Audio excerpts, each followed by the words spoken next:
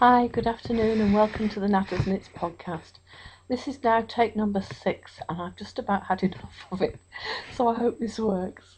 Welcome back to all those who've been and seen my podcast before, and a huge warm welcome to those of you who haven't. Thank you for trying me out. My name's Natalie, and I live in the northwest of England. I am Natters Knits all over the internet, and I'll put all the details up at the very end for you so you can see those. This is a knitting podcast, although there isn't a huge amount of knitting today.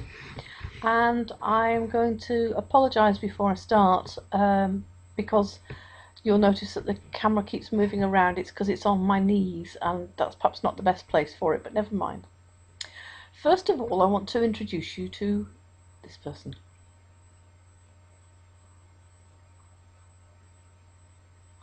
This is Sheepy. Say hello, Sheepy. Sheepy is a regular visitor on my podcasts and on my visits to the VKN, aren't you, Sheepy? Yes. So, yeah, if they want to know about the podcasts or the VKNs, they're going to have to go and see you in action, aren't they? Yeah. So, Sheepy is a regular visitor to the virtual knit nights when I go on to the FO and Die virtual knit nights. You can find out more about that on Ravelry and the FO and Die group. While I'm thinking about it, we ought to say hello to somebody. Yes, you know who it is. Say hi to Neve. Hi, Neve. Neve watches us. She does. Yeah, don't get excited. So, hi, Neve. From Sheepy, and hi from me as well. Neve is the daughter of Dave and Ellie, who run the FO and I podcast group, and apparently she comes up and says hi to me when I'm on their podcast. So I thought I'd say hi back. So that's that. So huge welcome to everybody. You can probably gathered I'm a bit frustrated having done so many versions of this, and I'm going to try. Calling this one Girl Interrupted was not a mistake. I'm going to try and go through everything once more. Hopefully I'll remember everything, and if I don't, I apologise sincerely. So today is Sunday the 18th of October 2015. I started recording this at lunchtime. It's now 5 o'clock in the afternoon, so I apologise for the lighting. It was better than it is now, and it's obviously going to get darker as I'm talking. Hopefully that little strip just above my head, that way, won't be too dark by the time I finish, but you'll get the idea that it is getting darker and darker. So, finished objects. I have got one, but I can't show it to you, and that is because I've given it away. It was another of my rose blossom cowls in the blue colourway that was given away as a raffle prize for the care home that I work in. So that's winging its way now off to somebody. So if you want to see that, you can go and look on my Ravelry page. If you want to knit one, you can buy a pattern. It's only £1.20, and that's including the taxes. So do go and have a look at that and see what you think. So my works in progress this week. A few weeks ago I told you about a dress that I was making that was made in this colour, and that was the Wee Susan, which is on patterns available on Ravelry. It's a free download. Lovely little knitted dress, and the whole dress was made in this colourway. I can't remember the name of the yarn and I can't remember the colourway, but it is virtually red with bits of flecks of white in it. It's my hand spun, and I decided to make a second without realising that I didn't have enough yarn. So what I've done is I've cheated and used a second coloured yarn, and that's this one. And it's darker. I'm not sure whether it's going to work or not, but that's it. Once it's blocked, I will show you again. So that's that one. So that's the Wee Susan dress in handspun.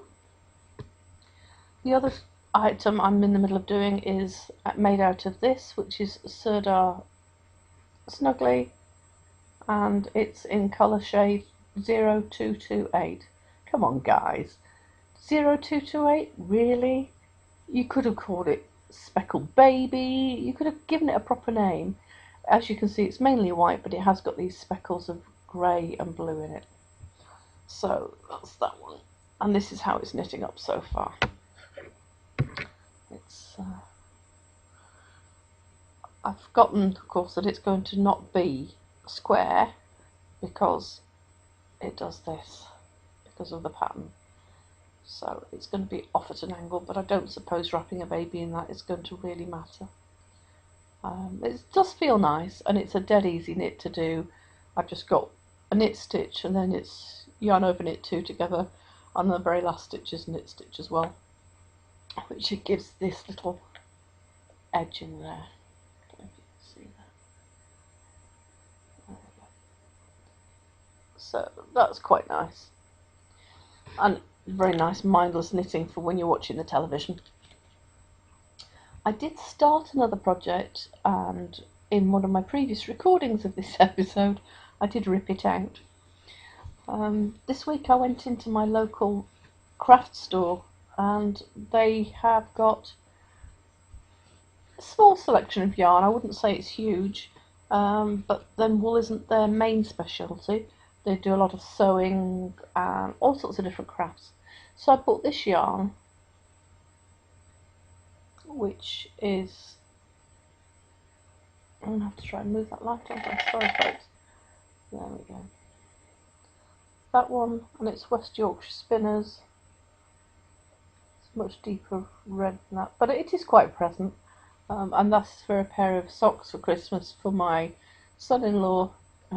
So hopefully that will work out. If not, I've bought some more yarn. I've got this one, which is Superba Circus by Rico Design. It's superwash 4-ply. It was £6.99, and that's in English pounds. And there are 100 grams, I think, in this one. So that could be interesting to see how that knits up. But I quite like the look of that as well. And because it is very variegated, you will find that there are all sorts of different colourways. So it's going to come out in a splotchy pattern, I think. So that's what's on the needles and what's just about to go on the needles. I've also done a lot of thinking this week about what I'd like to do, and thinking about what I'd like to make. So I started knitting this on my really tiny needles. I love these, they're so cute. These are 3.25 millimeters, and I've been knitting some hand spun. Let's see if you can see the colours better. Sorry, this lighting's appalling. This is a really dark reddy purple all the way through the lilacs and purples, and it's not doing it justice today because of the lighting. Don't know if you...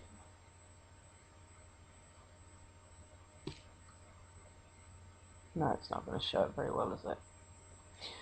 Anyway, so that's that. What I'm going to do with this one is what I've done with the cowls, which is just drop down, drop stitches at the very, very end when I've finished. And then because I've got a second skein of it somewhere, and here's the yarn in the ball. Let's see. Colours there. I'm going to make a hat with that as well. So that's that one. That'll probably be on one of my stalls, and I'll tell you about those at the end. I've got 2 skeins of this, which is from Countess Ablaze was the fibre, and this is the Pond Scum colourway. Again, the light's not brilliant, sorry about that. That's not bad though. Quite like that.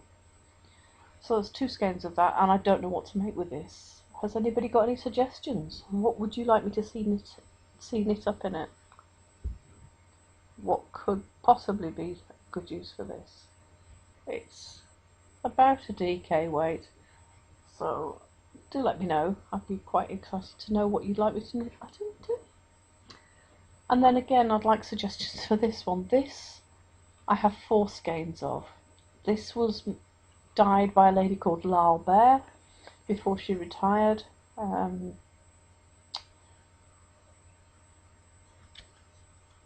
It's on her bounce base, 100% pure Blueface Leicester wool in a double knit.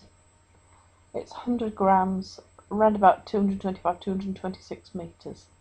It's hand wash only, obviously, because of the fact that it's 100% wool. And this is certified as being British wool. And I do like that. I really do like the fact that it's British wool. There's a slight halo to it, which I think you can just about see on there.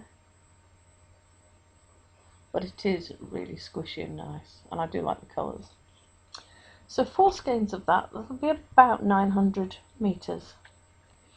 And what I thought I might make was something that I saw in this month's Knit Now magazine, and it's this jumper. Yeah. It's called Rambling Roses, and it's Jessie McKittrick's Frobisher pullover. And I do like that, but I'm not going to make all the detail here, because I think with all those colours there'll be too much going on. So I thought I'd do, it's the neckline I like on this more than anything else. So I thought I'd pinch the neckline and do the rest in stocking stitch and see how that went. But I do like the look of that. So we'll see. I've checked how much yardage it is.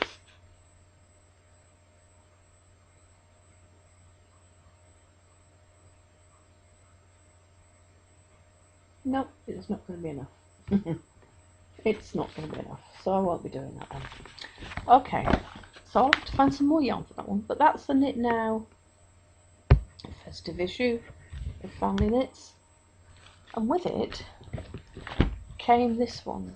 Sorry, not that one, that's the next thing I'm going to show you. This one, Knitmas, which is a free magazine that comes with it instead of all the free, what I call junk. It's not junk, but it's little bits of yarn and a pattern to make a small toy out of, and I'm not really into those. So, I mean, I don't want to disrespect anybody who is, because obviously if that's what you like, then go for it, you know. But it's not my cup of tea, it's too fiddly. What I like about this one, the Knitmas edition, is all these tags on the back.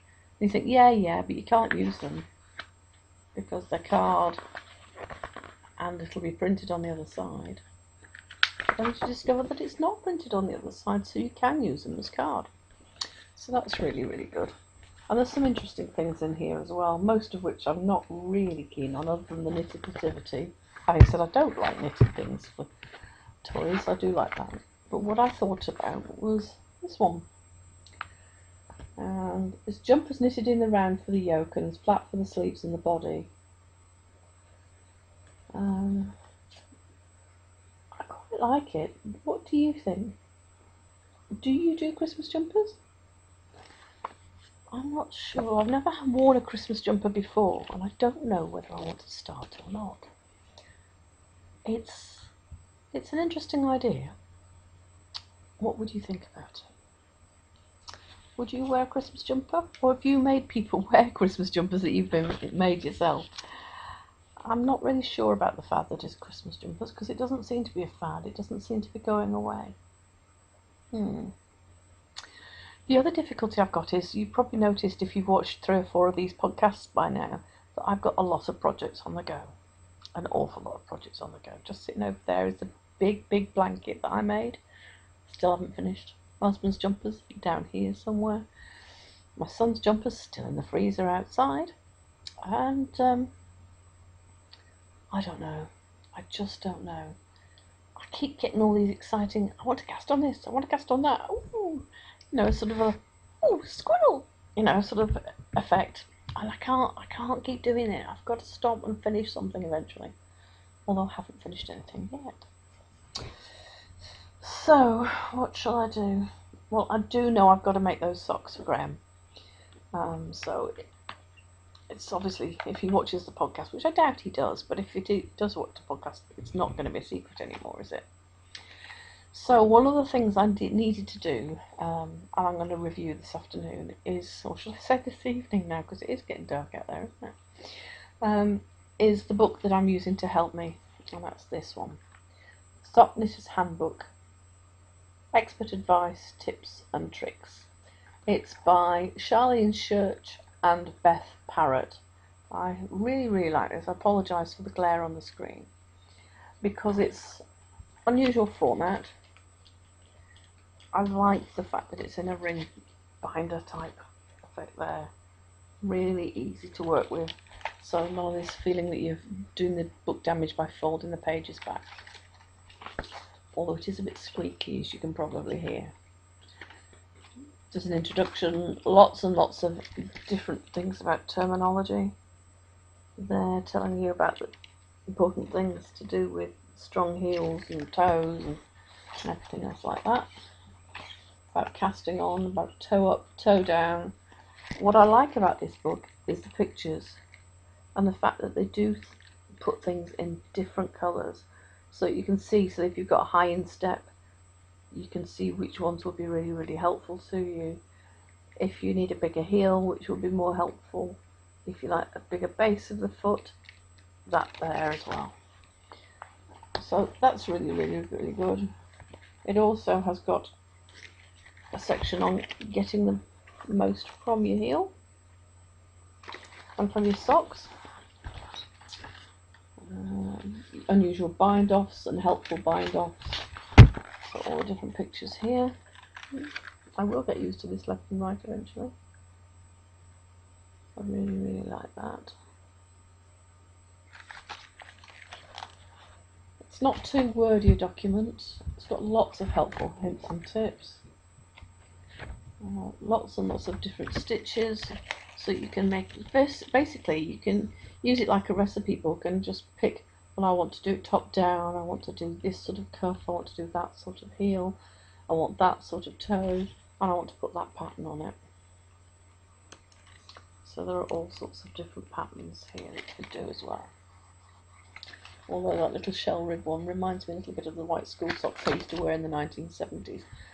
And so does that one actually, or sailor's rib. Very much reminds me of it. But I find it to be a really useful book. How much it is in UK money, I'm not sure, but in US dollars it's $26.99 and Canadian it's $29.99.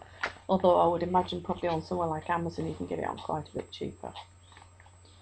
So that is Sock Knitter's Handbook, Expert Advice, Tips and Tricks, which I use in conjunction with the other one about socks that I reviewed a couple of weeks ago. Between the two of them, they seem to give me everything that I need to know. So a really useful book. Okay, so what else did I want to talk to you about? Yes, basically the whole Natters Knits thing, I suppose, was the subject I really wanted to cover. I tend to be a bit bashful and shy about pushing myself forward, although I have got this blog. Yes, I know most of you are thinking, well, I wouldn't even dream of doing that. But it's, in a way, it's a way of me journaling and chronicling everything that I do with regards to knitting. So it's all very well me knitting lots of things, but what I found is that I have got to sell them to get rid of them to make space for more. And as you'll probably remember, that of course everything that I did originally was because I wanted to use it as a therapy to get me out of the house and back to work eventually, and of course now that's achieved, but I'm still knitting and I still need to get a lot of things out of the house, so I do sell things. And this isn't a plug for you to go buy things, although that would be very nice. It's really how I suppose progress my therapy on. It's a way of me selling the things that I make, making more room, although if you looked in my craft room at the moment you wouldn't really see an awful lot of movement from that point of view. But I sell my hand spun yarns, the knitted items, occasionally I sell fibre, and generally like to support people, I suppose. I do teach spinning as well, and will do knitting classes if people want me to. So what I did is I set up my Natters Knits group on Ravelry as a way of people meeting together. I also have a drop-in spinning session every Thursday night here in my home. So if you're local, you're very welcome to come along to that. The Natters Knits group, though, on Ravelry is mainly because I find doing things electronically online is quite a good way of doing it when I want to, not when I don't want to. And I know that sounds a bit great, but it's just about doing it when I feel able to do it and being able to park it away from me when I'm not up to it. Um, but it's also a nice place to share hints and tips. I like electronic sort of communities because you're able to leave messages, you can put pictures on there. Obviously, now you can put videos on as well.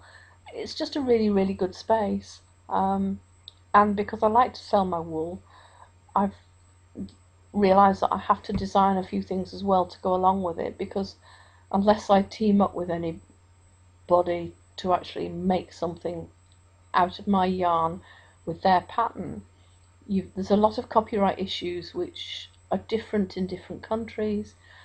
So I've designed a few very simple things for people who want to learn to knit, or people who want to use my yarn and not sure how.